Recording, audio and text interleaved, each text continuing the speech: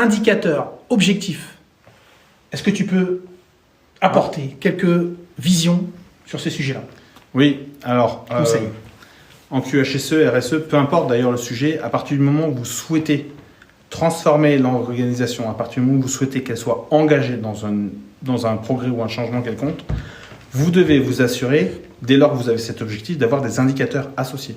Je vais prendre un exemple. Et les sujets sécurité seront plus simples, je vais prendre celui-là.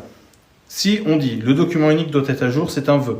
Si je dis par contre le document unique réglementairement doit être mis à jour chaque année, on commence à se rapprocher de l'objectif. Si par contre je dis chaque manager doit avoir mis son document unique cette année ou dès lors qu'il y a un changement et que c'est dans les objectifs du manager, là on a basculé. Et ça peut valoir sur tous les sujets. L'accueil sécurité des collaborateurs doit être réalisé dans les 2 heures à l'embauche. La sensibilisation des collaborateurs doit être réalisée au travers des quarts d'heure, par exemple, ou animation, peu importe le nom que vous lui donnez, 11 fois par an, au rythme d'un par mois.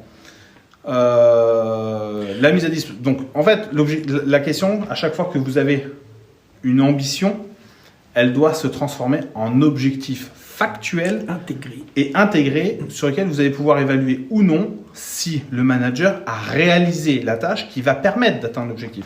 Sinon, on est dans les incantations, c'est ce que moi j'appelle le chaman qui court autour du feu et qui dit yalla, yalla, yalla, yalla. C'est très bien, c'est très joli, j'adore ça, surtout s'il y a un beau feu de bois et des étoiles. Mais à la fin de l'année, je peux vous garantir que la nuit étoilée, vous l'aurez oublié au moment où vous constaterez que vous n'êtes pas aux objectifs pour la simple raison que la déclinaison opérationnelle n'a pas été faite. C'est ça.